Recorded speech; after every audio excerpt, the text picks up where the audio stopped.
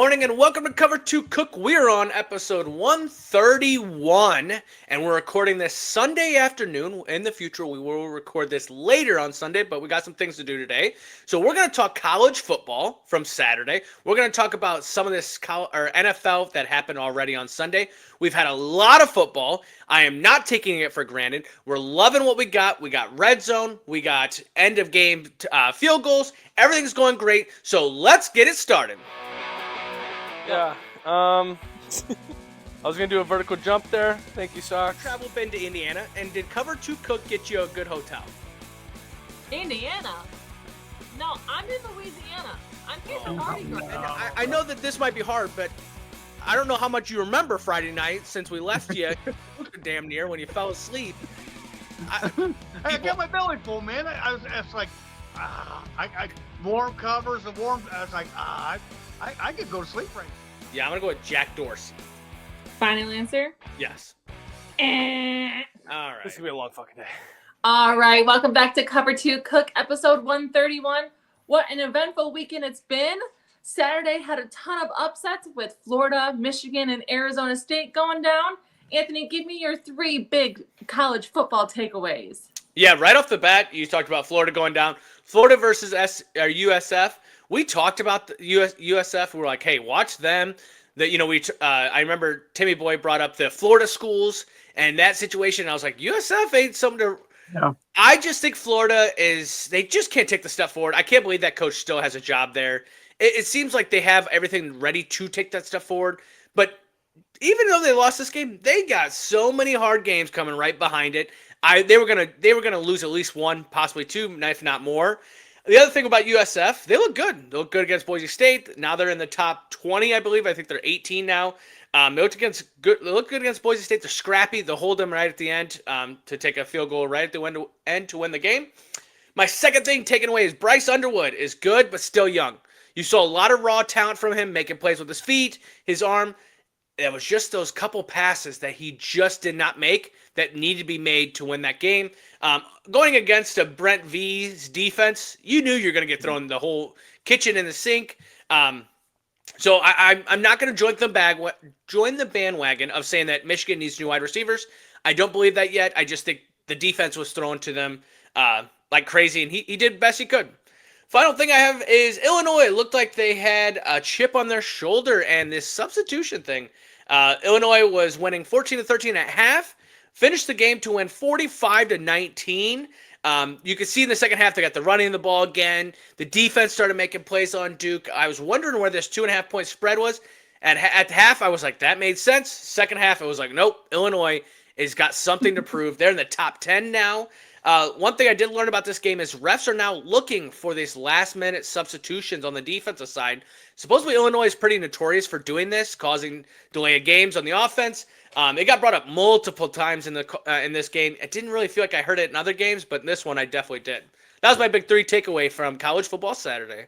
Wow, yes. No, very, very intense. A lot going on. Very busy. Tim, what's your reaction to Anthony's takeaways? UCF or USF has got to be recognized now with two big victories, and now Florida's they have 4 ranked games. They got LSU. I think they've got Texas A&M. They've got some big time games coming up against. I think they'll play Georgia this year. Yep. In the cocktail party, they've got a lot of big games coming up. That coach just doesn't seem like it's the one game that he doesn't get them go. He's kind of like the Brian. They play down to their competition. They have that one game where they play down to kind of like a Notre Dame. Sometimes they just play down to their competition, and he's got. If he goes 6-6 this year, I don't know what they might get rid of him. Yeah, I don't even know if he makes it. Like if this keeps going downhill fast, I think he's gone before because his job was on the line last year. Yeah. So the way that he survived last year was by a late end push at the end of the year. Now you start up winning. You're like, okay, here we go. And then you lose to USF. You can't lose to another Florida school. That's just you can't do that. The second one with Michigan, I thought Michigan played well.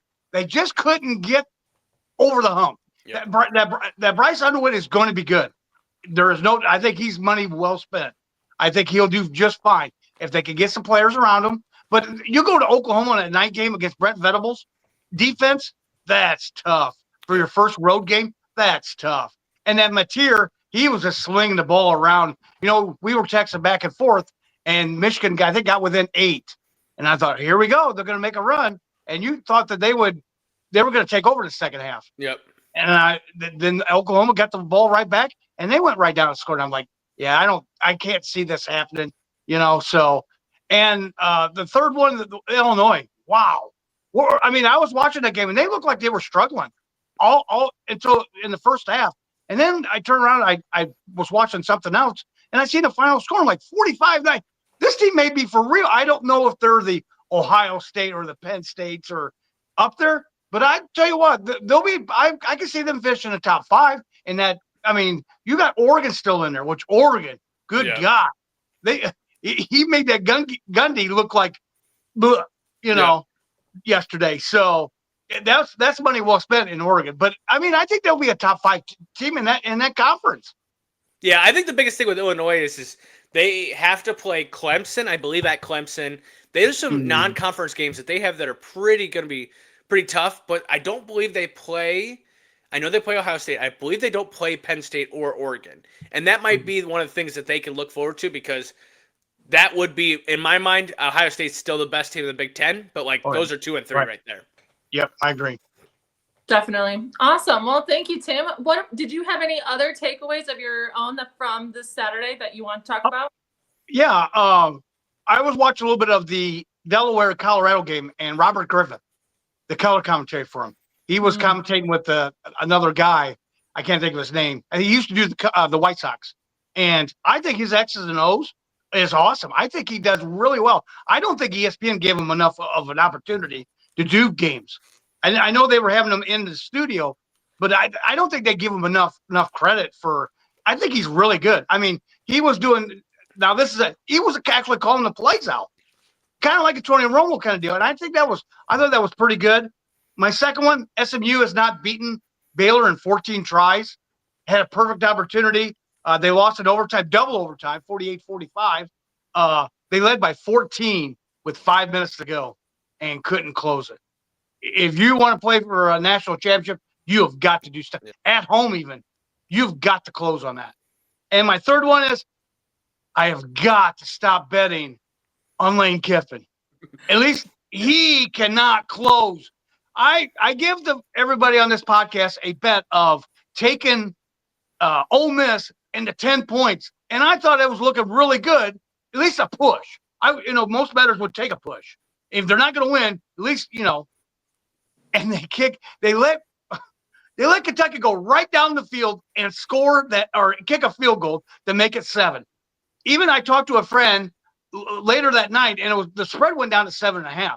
They still couldn't even cover at 7.5. Yep. After I give everybody 10, I have got to stop. Ole Miss, you're done. Lane Kiffin, you're done. You're out. I'm not betting on you no more. Totally understandable. Anthony, what's your reaction to his takeaways? Yeah, I mean, I think definitely this weekend, I think Robert Griffin Jr. he just kind of comes with a little baggage. I feel like he kind of goes after Ryan Clark and things like that. I think that's why ESPN kind of moved on from him, and Fox swooped in and took ESPN's garbage, obviously. I do think the SMU stuff, you just got to, you were in the playoffs last year, and this is where you take the step forward, and you just can't finish it. You can't let teams stay in games. You have to put them away. Ole Miss at the same time, I think we said this last year. I think we said this 2 years. Lane Kiffin and his it's almost like he knows something. I did have an honorable mention, though. And my honorable mention is that all these teams that scored 70 points this weekend. Now, we saw a lot of top 10 teams playing, smaller schools and things like that. But, Florida State scores 11 touchdowns. Oregon has 69 or something like that. You saw a lot of 45, 70-point games. Huge. Texas Tech, I think, put up almost 70 points. Crazy stats. This is where, when we have such a great first week or the conference play, these are the weeks where we're kind of like, okay, we were itching for something, right? Michigan and Oregon just didn't feel like it lived up to what it could have possibly been. If Bryce played the way he needed to, I think it could have came down to the end. But I think we were looking for some closer games, and there was a lot of blowouts this weekend. Yeah, definitely. I agree. I mean and all this is the money grab for these smaller schools. Yeah. That's all that is. It's just get a payday. It helps their program out. That is the only reason, and then it helps the bigger schools like in Oregon or I think the Florida State one. It was East Texas A&M or East Texas State or Yeah. who knows who these teams are, and it's just a payday. That's all it is for them. I wish they would stop. I wish they would have more conference games, but I get it why they don't, because you're not going to get. They need like a warm, since you don't have a preseason. They need a warm up game, and that's why some of these schools, these bigger schools, also do it. Is a kind of like a preseason game. Is really pretty much what it is. Well, in a game that we didn't talk about, but Clemson and Troy. Toledo, Troy. Yeah, Troy. where Clemson came out sluggish, Yeah. down 17 or 16-0 at half, and then bounced back and scored. That's kind of why you do these smaller games, is because then you are the smaller teams, because you could come back and win that game. If you did that shit last week to LSU would have really kicked your ass. And luckily, I think Dabo can come back now and say he had a pretty good grade in the second half, considering they won. There was another thing at college football I was going to bring up too, but shoot, I forgot. We'll have to move on. I have a question. Yeah. When does conference play start? Do we have another week like this, or does conference play start pretty soon? So they kind of sprinkle it throughout the year, right? Like, so you'll have conference games throughout the year. So some have them early. Right now, you're also seeing still some of the repercussions of COVID. Because, like, didn't NC State and someone play each other? They're in the same conference, but technically it wasn't a conference game this week. Things like that. But otherwise, you'll start seeing it in about 3 to 4 weeks, or we'll start getting into a lot more populated conference. And then, obviously, at the end of the year is when it really picks up for conference play. So they'll be nice and warmed up by the time it's time for conference play. Well, yeah, that's what they hope for all the time. Yeah. Yeah, because I think they have to. I think the SEC has to play 9 conference games, or they bumped it up from 8 to 9 this year. Yeah. So I mean, I think some of these conferences are bumping them up so that they have to play in conference, so that they're not playing, so they get better competition. I mean, it's some of these games are just, you just go, oh, okay. That's why they get look at like Ohio State this week, 77-0. Yeah. Oh, they didn't have a letdown because they were playing Grambling, which was, they were still a 55-point favorite, and they still covered. Yeah. So one last thing I had to bring up too is I don't know if you guys saw on social media the lady that talked about what she would do if she won the lotto or the Powerball in Alabama. She said, "Well, I'd take $70 million and get rid of the coach." And then she goes, "With whatever money I have left over, I'm taking the AD because they're ruining my football program."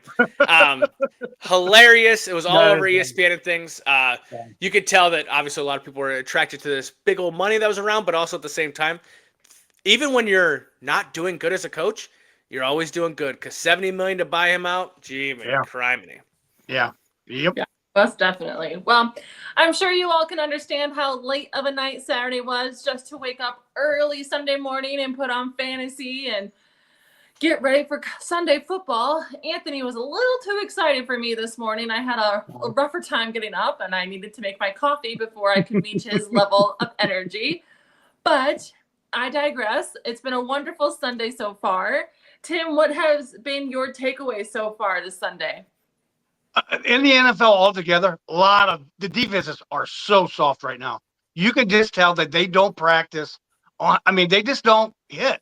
They don't hit during the off season or during training camp and stuff like that. They just don't. I watched the Dallas game, the first 2 games, Dallas and Philadelphia, and Kansas City and LA Chargers.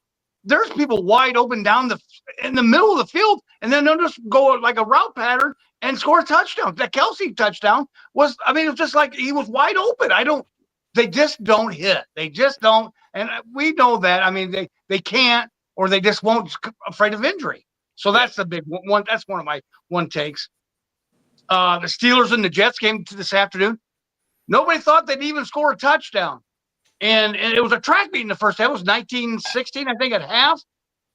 And all the experts didn't think they were going to score. Boswell hits a 60-yard field goal for the win, 34-32. This was a up-and-down kind of game. I mean, I was watching on Red Zone, and they were mostly on that game because they were going so far up and down the field. Rodgers looked good. I mean, he looked good. Even Fields looked good. He could Yep. get out of the pocket. He was throwing the ball down the field. I didn't think they'd get to Garrett Wilson. Garrett Wilson was catching balls. DJ Metcalf actually looked like the old DK Metcalf. I thought it was a very awesome game. And my last one is Miami looks like hot garbage. Oh my God. I was watching it. They panned over to Tyreek Hill. He's yelling at one of his coaches already. And it's like, dude, this is the first game. He wasn't getting the ball.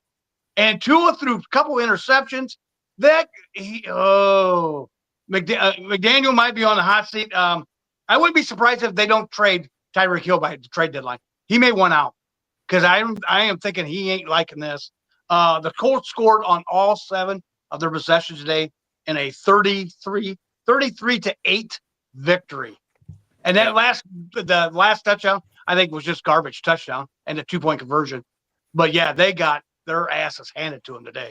Yeah, I was definitely surprised with how much I was watching the Colts game. I feel like I didn't watch them like much last year, so I was definitely surprised to see how well they played today. And Danny Dimes looked good. Yeah. He was getting the ball to Pittman. There was one to, I think, Alec Pierce. He threw down the field. He was getting out of the pocket. He looked really good. So maybe the Steichen is thinking that maybe he's got his quarterback. Yeah, maybe. Anthony, what's your reaction to Tim's takeaways? Yeah, no, definitely agree. The Colts look good. Danny Dimes definitely did. But you know what I saw that was interesting? Anthony Richardson picking up Jonathan Taylor as he slides out of bounds, smacking him on the butt, interactive. Nice. This is what you needed. This is why when you guys put him out on the field, you knew that the leadership had to be built as time goes on. Tyler Warren looks good in the NFL, looks good in that blue, as I have him on my fantasy. I definitely agree. The Jets and Pittsburgh game, both quarterbacks look good. Both situations look good. Everything looks great. But is it because both teams are just not that good? Or is it because both teams are? I guess we'll find out as time goes on. I thought Aaron Rodgers just getting sacked. I think he had like 4 or 5 sacks today. Yeah. I mean, man, oh man. Like, and Lisa had her famous line. She's like, he's the most sacked player because she knew it from trivia. But he just takes them. He takes way too many sacks. Justin Fields, when it came down to the end, he throws that ball to Garrett Wilson. He's got to make the catch. But Jalen Ramsey coming out of nowhere to smack him. I mean, what a statement to your new team to say, hey, game 1. It's on the line. They're driving. I'm going to end it right here. No, I definitely agree. And to go back to you're saying the bad defenses and things, but isn't that what the NFL wants? Isn't the NFL want offense? We want high-scoring games. We want the exciting dances in the end zone. We don't want to see defenses and I think you're seeing the opposite of what we saw last year, where week 1 and honestly week 1 through 4, it was not many points were getting scored in these games, and people were like, "Uh-oh, it's the quarterback and blah blah blah on the offense." I would say after week 1 today, in which we're recording early, we haven't seen much of the afternoons or evening games. High-scoring games on the NFL side. When Atlanta scoring 30-some points, you're kind of sitting there going, okay, wait, what again? So, which I don't think they did. I think they only scored like 20, but still. 20. Yeah, and they had a chance to win it at the end. Yep. And he couldn't get the field. I don't know how they could still have him. I really don't. I Because cursed he's him. missed a lot of kicks in the last couple of years, and they still put him on the field. I'm shocked. I cursed him. I cursed him last year. I said if you got to miss a field goal, he missed it. Now I think he's in his what do they call it, yips or whatever. Yeah, right. Yeah. So we'll have to see. No, very good. Awesome. Well, Anthony, did you have your own takeaways so far with this NFL weekend? Yes, I do. And the first one, spitting is back. It is awesome. Do it. No, don't do it. Jalen Carter on Thursday night doesn't even have a play snapped. Spits in front of Dak Prescott, which everyone saw the video.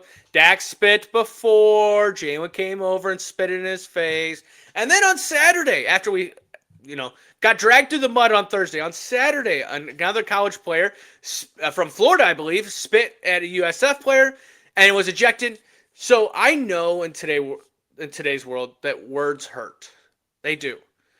But spitting in someone's face is like a whole nother level of disrespect.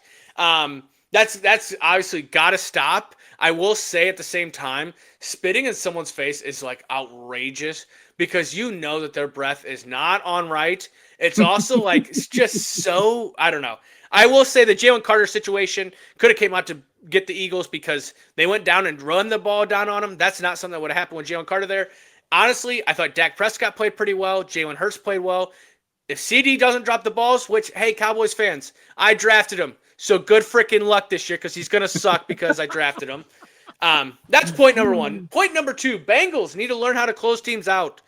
They let the Browns have every opportunity to win this game today. And honestly, if he doesn't miss a field goal or miss an extra point, they tie or win this game. You got it, Bengals. I mean, we talked about this one, starting out slow. You got to start out better, but at the same time, close this team out. You know why? I'm going to tell you why they can't close teams out. Because they can't rely on the run. They spend all this money on Joe Burrow, spend all this money on Jamar Chase, spend all this money on T. Higgins. What did they not spend money on? The O-line and running back. And at the end of the game, you can't throw the ball because incompletion stopped the clock. You got to run the ball. They can't do it. Honestly, if the Browns just had, I don't even know. Like Jerry Jeudy just feels like he's such a step down from what he once was. But even that situation, like they got the ball back. He throws one pass, intercepted. I think we text back and forth. You're like, yeah. Browns got the ball back, and it was like, yep, for one play. Yeah. Third takeaway from this NFL Sunday is I feel bad for Marvin Harrison Jr. I've only wrote one note to this, and Kyler Murray is not good. He's just not good. I mean, I feel like I watched so much of this game today. The Saints almost stole a win today. Almost stole a win because Kyler Murray he doesn't have any wide receivers. Oh, wait, he's got Marvin Harrison, who put 20 pounds of muscle on, looked absolutely amazing today, made a nice catch down the sideline. He doesn't have tight ends. Oh, wait, he's got McBride, which might be the best tight end in the NFL. He doesn't have a good running back. Oh, wait, he's got James Conner. He's got all these weapons, and for some reason, that little short person, I can't call what I want to say, that little short person running around the field, looks like an action figure, throwing the ball. Just settle down. I don't know if the guy needs to take a Xanax before the game, but he's just too much, and I can't take it all year because I got Marvin Harrison Jr., and I can't see this all year. I will tell you right now, Kyler Murray, chill the F out. Relax. Just sit in the pocket every once in a while and throw the ball. That's my 3 takeaways for this NFL Sunday. Remember, we are recording it pretty early, so there'll be afternoon and evening games. But outside of that, that's what we had so far this morning. Wow, yeah, I would agree. You were pretty vocal about Kyle Murray today. Tim, what's your reaction to Anthony's takeaways? Well, this first one is spitting. That is so disgusting and so degrading to spit in another man's face. You're lucky you don't get punched. I'm serious. I mean, I'm glad that Dak didn't do what he did, but that is so degrading. And if you're a Philadelphia Eagle fan, I would have came on. What are you doing? Yeah. You're 6 seconds into the season and you're already getting ejected. He'll be lucky. He's going to get a fine out of this. I can guarantee it. Oh, yeah. If you don't get a couple games suspension out of it as well. Because you just don't do that. You've got to put a kibosh on that shit. You can't do that. I'm sorry, you can't. I remember this is back in the 90s. Bill Romanowski, I think he played for, I don't remember if it was at the 49ers or Denver. He spit in another person's face too. I don't know if he got a fine. I think he got a fine out of it. I don't think he got suspended. But you got to put that away. You can't do that. You can't let them do that. If you do this in the real world, that is assault. Like spitting in someone's face is assault. I actually blame this on the Eagles guy that got hurt. I mean, if the guy didn't get hurt, and which it looked like a Wii character with those thick eyebrows that guy had, painless could be. I mean, just looked like a Wii character. If he doesn't get hurt, this whole situation doesn't happen. They go to the line, they snap the ball. All that happened because of this guy. So, hey, stop tearing your ACL on the first kickoff. You wouldn't have this situation of spitting in each other's faces. It's like a Miss Elliott Miss Elliott music video, spitting in each other's faces and stuff. And here's another dude too. Dak, they interviewed him post game. He says he spits over 1,000 times a day. Yeah. I don't even. How do you have that much saliva to be spitting 1,000 times a day? Well, I do that at least. I don't have that much saliva. Where are you getting all this, buddy? I don't get it. Hell of a response. Oh, I was just like, okay, that's I was trying to. I didn't want to spit on my teammate, so I thought I'd spit on him. Yeah. Whatever. Double down on the situation. Like, does not make it any better. No. Your second point. Yeah, I was watching the Bengals should have lost that game. Yeah. If they got rid of Hopkins, Cleveland did, and like a couple weeks before the season's going to start, and went with this kid here. They should have probably just stuck with Hopkins, because I think he could have made one of the two. He could have made the extra point or the field goal, and now you're talking a different ballgame. Yeah, Cincinnati. Yeah, let's get off to a good start. You got the win, but you barely got the win. And like I said, their defense played really well. Hendrickson was getting after the ball. Yep.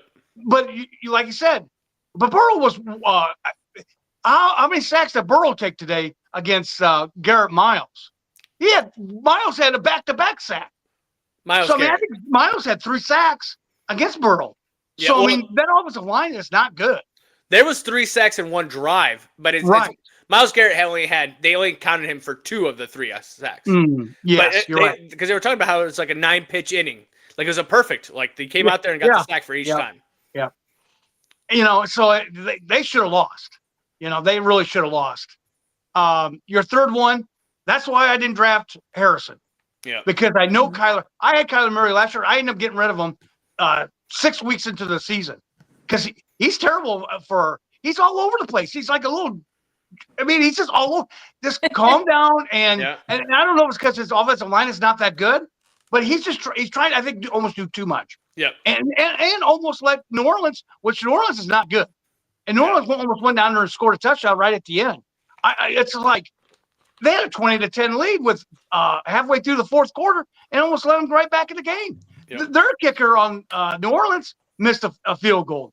So that's it's just like I think Harrison. I can see him maybe doing getting out of Arizona really quick because I just don't think he can't. He doesn't have a quarterback that can get him the ball. Yeah, he can put all the weight on he wants, but he doesn't have a quarterback that can get him the ball. I see Arizona going to get a new quarterback. I think this proved it more than ever. That's what I was just going to ask. Who's the backup there? Oh, not anyone that worth the crap. But I'm saying like this is a draft. You have a lot of great quarterbacks coming out this year. I can see them trading up in the draft or doing something like that. And honestly, as competitive as they play the Saints today, they may be in a good draft place because they're going to lose some games this year after today. But hopefully he just keeps throwing the ball to Marvin Harrison Jr. Well, so far it's been an eventful weekend for Sunday football for NFL, and we've been watching it on the Red Zone. Now, I know we're still early on here, but I wanted to ask you too, how do you feel the amount of commercials has been so far? Anthony, is it too much or is it okay? I think it's been great. I will say I was wondering how I was going to watch it. I went on Sling. Sling had the package deal. Boom, easy money. Everything's been smooth.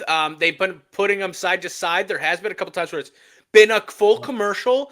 Otherwise, I will say, like week 1, like this is what happened when they started throwing the side ones. We were just like, oh, we don't like that, but we got used to it.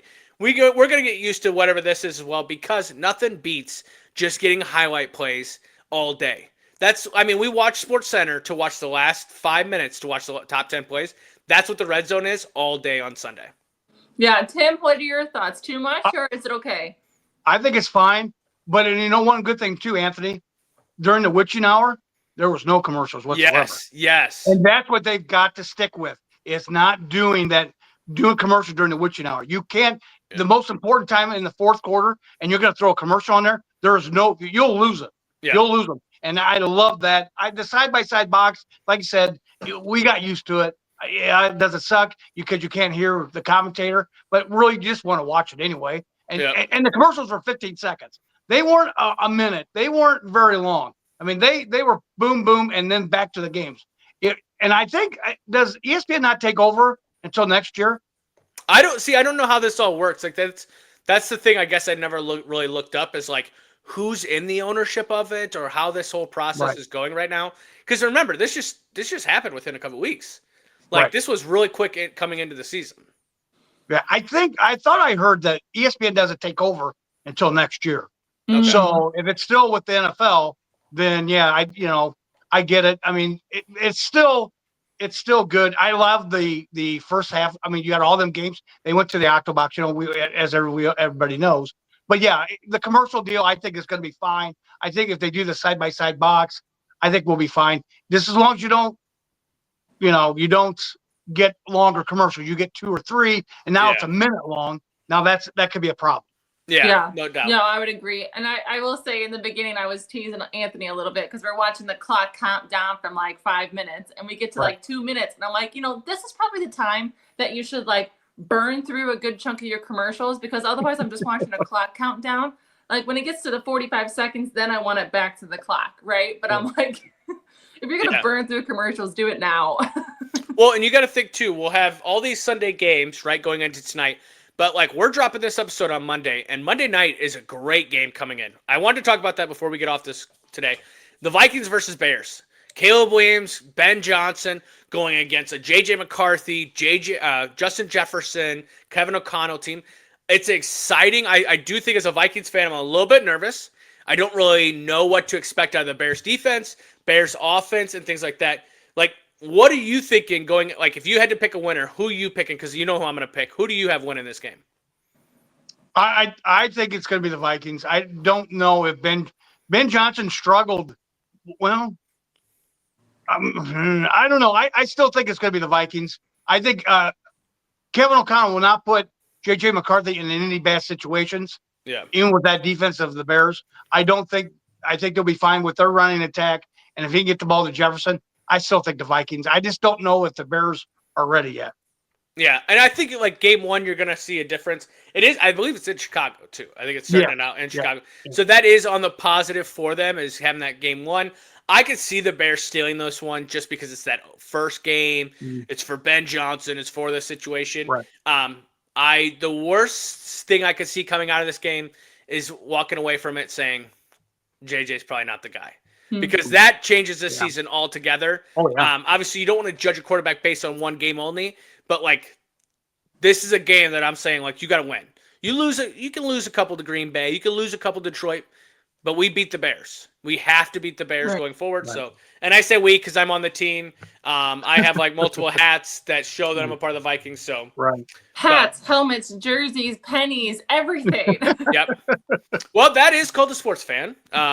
So yeah, but no, we have that. So we have Monday Night Football coming up. We'll be coming back on Wednesday because this was episode 131. We're recording Sunday afternoon. I just want to keep mentioning that because there might be things that happen this afternoon or evening that we're like, oh my God, why did we talk about? It was because we were recording early. We'll be back on Tuesday to record for a Wednesday episode where we can recap what happened Sunday night, Monday, things like that, and then what to look forward coming up. It'll be me and Lisa running the show. Mr. Tim Cook will be gone for the week, but I will have to ask him by the end of the week what his bets are, so you better have those prepared. If you like what we do for Cover 2 Cook, find us on Instagram, YouTube, Facebook, Twitter, all of them, all the things. If you don't like what we do, well, I don't care because I'm going to still keep doing it and doing it. So we want to thank everyone. Have a great rest of your Sunday. We'll see you on Monday for this podcast and then on Wednesday for the next one. Have a great week. Bye.